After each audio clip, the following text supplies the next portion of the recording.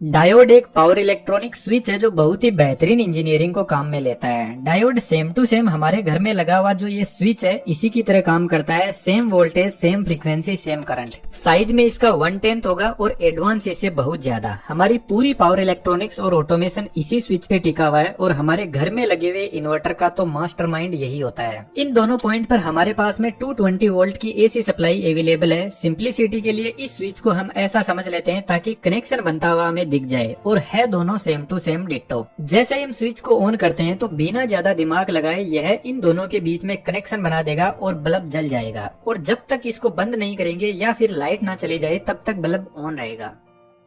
अब चलो, डायोड भी इसके जैसा ही है तो इसको हटाकर यहाँ पे डायोड को लगा देते हैं। जैसे ही सप्लाई कनेक्ट करेंगे तो बल्ब स्पीडली ऑन ऑफ होने लगेगा। हमें इसको ऑन ऑफ करने की जरूरत नहीं है, यह अपने आप ही हो रहा है। लेकिन एक्चुअल में आपको पता नहीं चलेगा कि यह बल्ब ऑन ऑफ हो भी रहा है या नहीं, आपको सिर्फ जलता हुआ ही दिखाई देगा। क्योंकि अल्टरनेटिंग करंट कुछ इस तरीके से चलता है जिसकी फ्रीक्वेंसी 50 हर्ट्ज है, जिसका सिंपल सा मतलब है यह वेवफॉर्म 1 सेकंड में 50 बार ऊपर नीचे होती रहेगी। जिसका एक दूसरा मतलब और है कि यह डायोड 1 सेकंड में 50 बार ऑन ऑफ हो रहा है। तो यह बल्ब आपको जलता हुआ दिखाई देगा, और यदि फिर भी आपको ऑन ऑफ होता दिखाई दे जाए तो फिर आप इस दुनिया के नहीं हो सकते, जरूर आपके पास में कोई सुपर पावर है। जब आप इस डायोड को ओपन करके देखते हो तो आपको इसमें कुछ भी नहीं दिखाई देगा, बस सिंपल सी ऐसी मेटल दिखेगी जो सिलिकॉन की बनी होती है। सिलिकॉन एक सेमीकंडक्टर होता है जिसको हिंदी में अर्धचालक बोलते हैं। तो कभी तो यह चालक बन के करंट को फ्लो करवा देगा और कभी कुचालक बन के करंट को रोक देगा और एक इंसुलेटर की तरह बिहेव करने लगेगा। थोड़ा और डिटेल से आसानी से समझते हैं, बस इतना ध्यान रखना वीडियो को बीच में मत छोड़ना, हमेशा के लिए आपका कंफ्यूजन दूर हो जाएगा। यदि सिलिकॉन के सिर्फ एक एटम को देखें तो पीरियोडिक टेबल में यह 14 नंबर पे रखा होता है, जिसका मतलब है इसमें 14 इलेक्ट्रॉन होते हैं जो न्यूक्लियस के चारों तरफ चक्कर लगाते रहते हैं अपनी अपनी सेल के अंदर। अब हमें फर्स्ट और सेकंड सेल से तो ज्यादा मतलब है नहीं, जो बाहर की सेल होती है उसमें सिलिकॉन के पास में 4 इलेक्ट्रॉन होते हैं और इसको वैलेंस सेल भी बोलते हैं।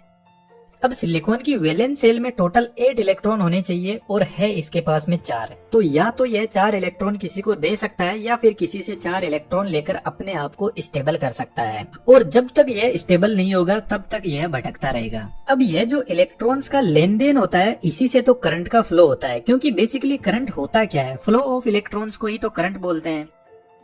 लेकिन यह जो प्योर सिलिकॉन होता है इसमें हर एक सिलिकॉन एटम 4 दूसरे सिलिकॉन एटम से घिरा रहता है, और सभी के सभी सिलिकॉन एटम के बाहर की जो वैलेंस सेल है उसमें 4 इलेक्ट्रॉन इनके पास में है और 4 और चाहिए। तो देखा जाए तो सभी एटम इलेक्ट्रॉन की तलाश में भटक रहे हैं। अब इनको इलेक्ट्रॉन देगा कौन? तो इन्होंने एक दूसरा तरीका निकाला, एक दूसरे के साथ में बॉन्ड बनाना स्टार्ट कर दिया। और अब यदि आप इस एटम को देखते हो तो बॉन्ड बनते ही इसके पास में 8 इलेक्ट्रॉन हो जाएंगे। 4 इसके खुद के हैं और 4 इसने पास के एटम से शेयर कर लिए। यह वाला एटम बोलता है यह दोनों इलेक्ट्रॉन मेरे हैं, और इसको पूछो तो यह बोलता है कि यह दोनों इलेक्ट्रॉन मेरे हैं। इस तरीके से बॉन्ड बना लेते हैं जिसको कोवेलेंट बॉन्ड बोलते हैं।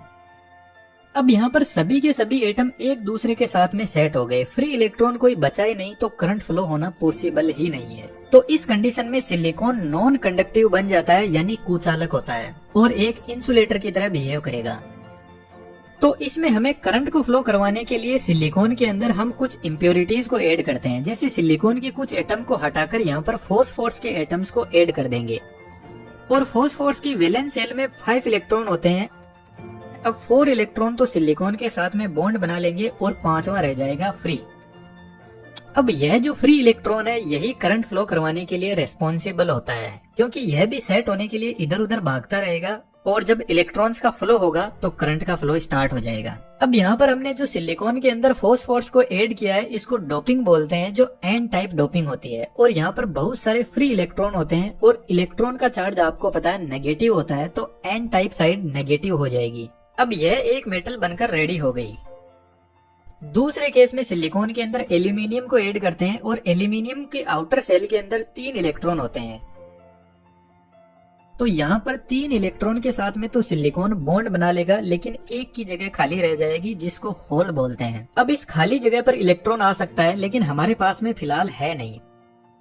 तो इधर वाली साइड अपने आप ही पॉजिटिव हो जाएगी, और इस साइड की डोपिंग को पी टाइप डोपिंग बोलते हैं।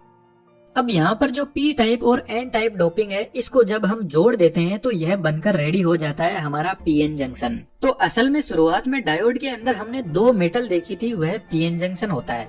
अब देखते हैं यह काम कैसे करता है।